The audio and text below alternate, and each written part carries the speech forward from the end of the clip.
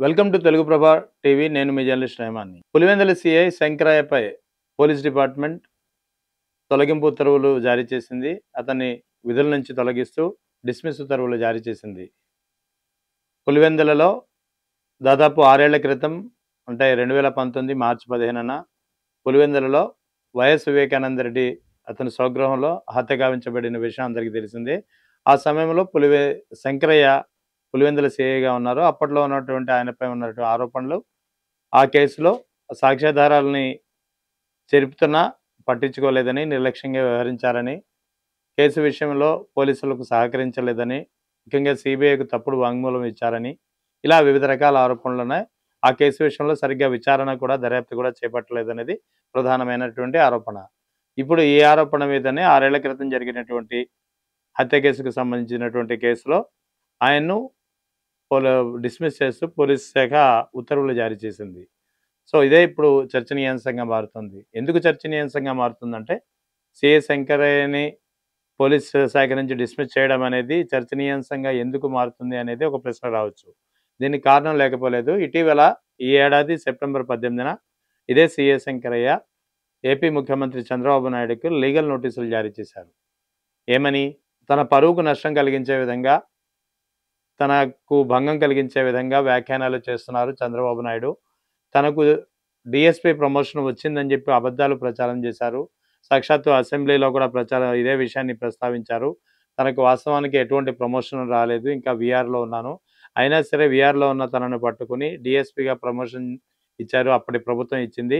ఇదంతా కేవలం వైఎస్ వివేకానంద రెడ్డి హత్య కేసులో ఆ సాక్ష్యాధారాలను చెరిపేసేందుకు ప్రయత్నించడానికి, అప్పటిలో నిందితులకి సహకరించేందుకు తాను ప్రయత్నం చేశానని, అందుకు ప్రతిఫలంగానే అప్పటి ప్రభుత్వం డీఎస్పీగా ప్రమోషన్ ఇచ్చిందంటూ ముఖ్యమంత్రి చంద్రబాబు నాయుడు వ్యాఖ్యానించారని, ఇది తన పరువుకు భంగం వాటిల్లిందంటూ సెప్టెంబర్ 18న లీగల్ నోటీసులు జారీ చేశారు.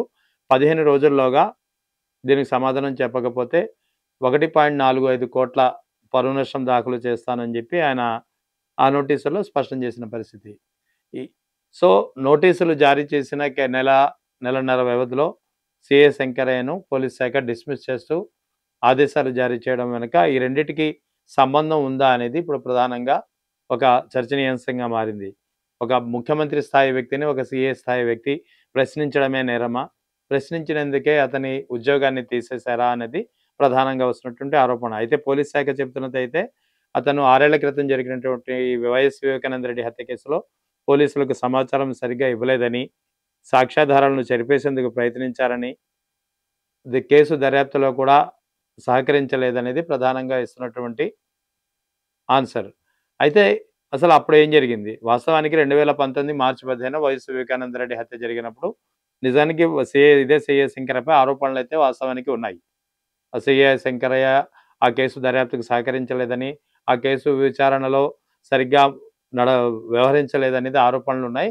ఈ ఆరోపణలకు అనుగుణంగానే అప్పటి ప్రభుత్వం అతన్ని సస్పెండ్ చేసింది. ఆ తర్వాత 2020 జూలైలో ఇదే వైఎస్ వివేకానంద రెడ్డి హత్య కేసు సిబిఐ విచారణ చేపట్టింది.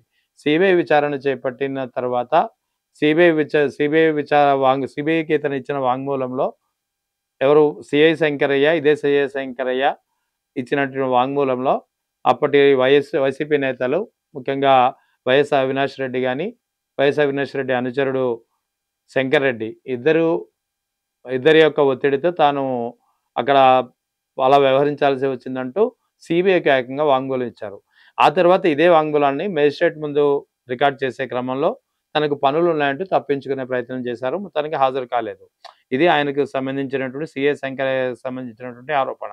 అంటే సిబిఐ కేసు దర్యాప్తు చేసినటువంటి ఏడాది తర్వాత, దాదాపు ఏడాది తర్వాత 2021 అక్టోబర్‌లో వైఎస్ జగన్ ప్రభుత్వం ఇతనిపై ఉన్నటువంటి సస్పెన్షన్‌ని ఎత్తివేసింది.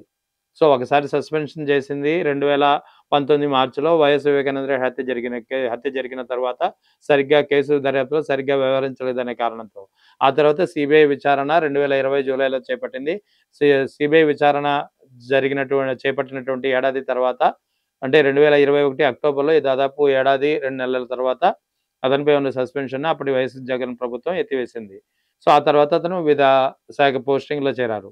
అయితే ఇటీవల ఇప్పుడు కూటమి ప్రభుత్వం వచ్చిన తర్వాత ఇదే కేసుకు సంబంధించి తిరిగి కూటమి ప్రభుత్వం ఆయన్ని సస్పెండ్ చేసింది.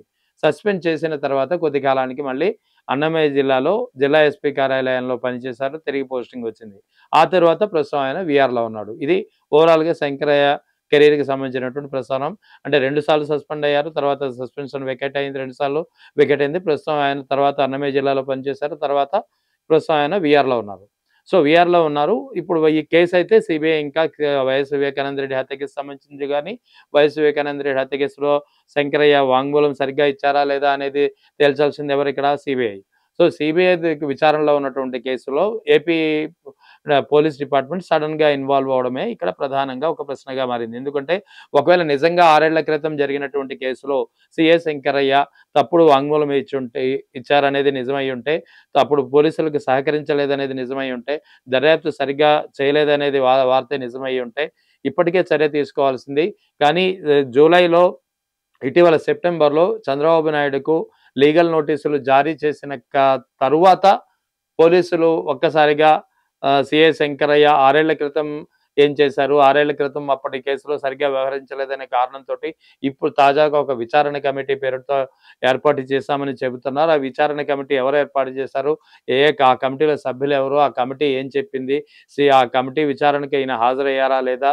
అనేది వాస్తవాలు బయటికి రాకుండానే ఒకసారిగా అతను డిస్మిస్ చేస్తూ విధుల నుంచి తప్పిస్తూ ఉత్తర్వులు జారీ చేయడం అనేది ఇక్కడ ప్రధానంగా చర్చనీయాంశంగా మారింది. అంటే సీఎం చంద్రబాబుకు సీఐ శంకరయ్య నోటీసులు జారీ చేసిన తరువాతే పోలీసు 6 ఏళ్ల క్రితం జరిగినటువంటి ఈ కేసుకు సంబంధించి అప్పట్లో సరిగ్గా వ్యవహరించలేదని ఎప్పుడైతే అప్పట్లోనే ఉన్నటువంటి ఆరోపణలు మరోసారి బయటికి తీసి, ఈ ఆరోపణల ఆధారంగా అతన్ని విధుల నుంచి తొలగిస్తున్నామంటూ పోలీస్ శాఖ డిస్మిస్ ఉత్తర్వులు జారీ చేయడం అనేది ఇప్పుడు ప్రధానంగా చర్చనీయాంశంగా మారింది. కూటమి ప్రభుత్వంపై ప్రశ్నలు వినిపిస్తున్నటువంటి పరిస్థితి. సో, అంటే ఇక్కడ సీఎం స్థాయి వ్యక్తిని సీఎస్ స్థాయి వ్యక్తి ప్రశ్నించకూడదా? ఎందుకంటే చంద్రబాబు నాయుడు అయితే వాస్తవానికి అతనికి డీఎస్పీగా ప్రమోషన్ ఇచ్చారనే విషయాన్ని చంద్రబాబు నాయుడు ముఖ్యమంత్రి హోదాలో అసెంబ్లీలో ప్రస్తావించారు. తర్వాత శాంతి భద్రతల సమీక్ష సందర్భంగా కలెక్టర్లు, ఎస్పీలతో జరిగినటువంటి సమావేశాల్లో కూడా ఈ విషయాన్ని ఆయన ప్రస్తావించిన పరిస్థితి ఉంది. సో, అటువంటప్పుడు ఆ నాకు అసలు సీఐ శంకరయ్యకు డీఎస్పీ ప్రమోషన్ వచ్చిందా లేదా అన్నది కాసేపు పక్కన పెడితే, ప్రమోషన్ ఇచ్చామా లేదా అనేది కనీసం ఆ పోలీస్ డిపార్ట్మెంట్‌కి తెలీదా? పోలీస్ డిపార్ట్మెంట్‌కి తెలియకుండానే ఆయనకి ప్రమోషన్‌లొస్తాయా?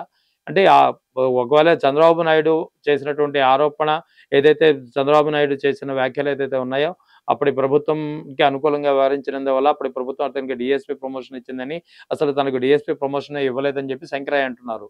ఈ విషయం అసలు అతనికి డీఎస్పీ ప్రమోషన్ వచ్చిందా లేదా అని తేల్చాల్సింది ఏపీ పోలీస్ శాఖ. ఈ విషయాన్ని పట్టించుకోకుండా కేవలం చంద్రబాబు నాయుడుకు నోటీస్ ఇచ్చిన నెలన్నర తర్వాత అప్పటి కేసుకు సంబంధించి అప్పుడు సరిగ్గా వ్యవహరించలేదనే కారణంతోటి ఇప్పుడు విచారణ కమిటీ పేరుతో విచారణ కమిటీకి హాజరు కాలేదనే ఒక సాకు చూపించి ఇతన్ని పోలీస్ విధుల నుంచి తొలగిస్తూ డిస్మిస్ ఉత్తర్వులు జారీ చేయడం అనేది ఇప్పుడు ప్రధానంగా చర్చనీయాంశంగా మారింది. చూడాలి మరి రానున్న కాలంలో సీఎస్ శంకరయ్య కేసు మరిన్ని మలుపులు తిరుగుతుందో.